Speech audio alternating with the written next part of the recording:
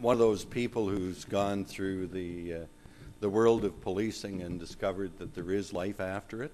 I spent 30 years here in Toronto. You can tell my former colleagues, they're the ones with their backs to the wall and a direct line to the door. About 7 years ago, I left Toronto Police and went to the University of Toronto and became the guy who was responsible for their Special Constable service.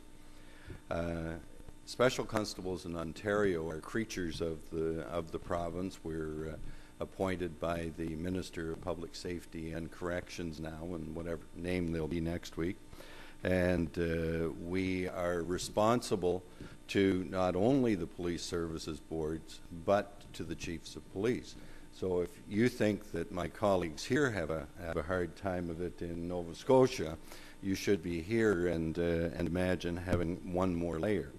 But the good thing is that I'm no longer a police officer. Special constables are not police officers, and what we do, though, is some policing, some community policing. If community policing is going to work anywhere, it will work in a university environment.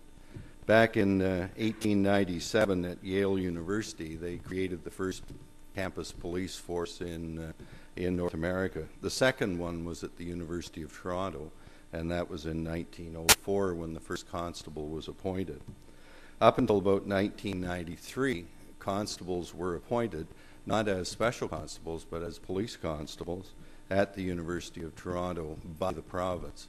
In 1993, they changed the Police Services Act and brought the appointments under the umbrella of the local police services board. So that's why we now have that dual reporting role. The function of community or campus policing is exactly that. It is community policing. I feel for Edgar and for Frank when people from the University of Toronto get contracts to come down and tell you how to do it. They tried to tell me how to do it too, but gave up. They've now taken on Nova Scotia. I wish them luck. I'm from Nova Scotia too, so I know what they're up against.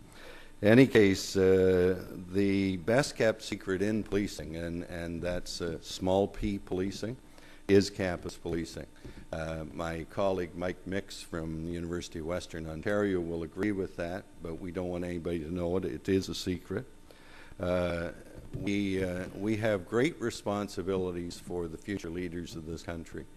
They come to university as bright-eyed young people.